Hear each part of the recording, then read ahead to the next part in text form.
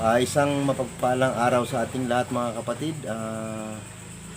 Dito na naman po tayo sa pangalawang part ng ating binubuong motorsiklo na Suzuki Mola. So, samahan niyo po ako. So, yan po. Ginagawaan po natin ito ngayon ng kanyang pattern para sa kanyang fender sa likod. So, ito po. Medyo kinuha lang po natin yung kanyang slant.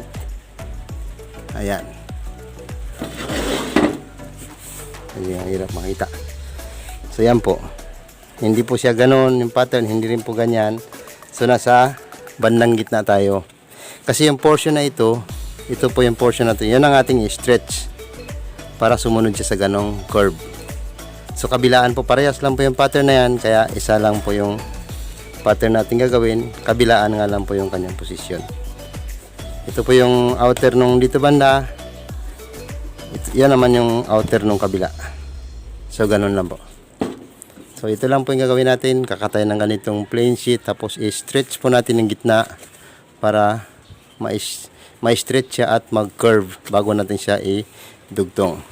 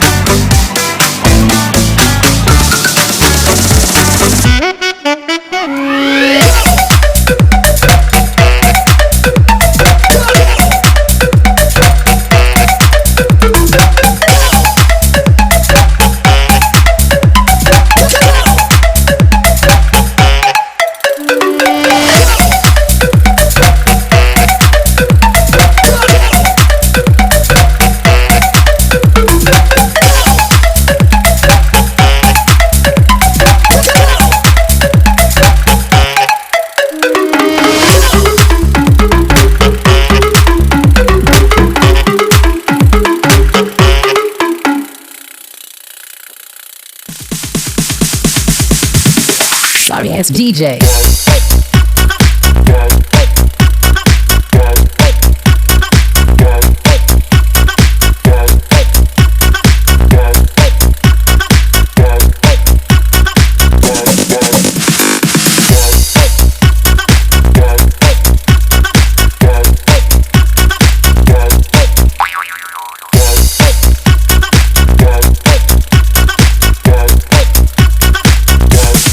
You can get some.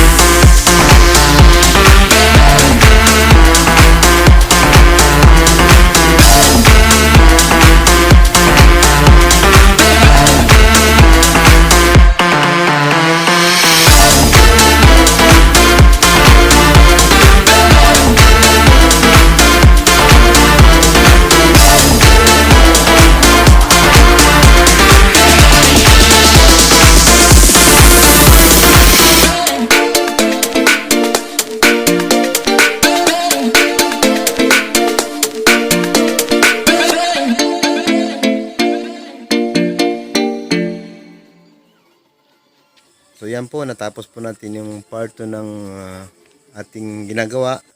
So maraming salamat po ulit sa inyong patuloy na panonood. At sana po ay subscribe niyo po yung channel na to.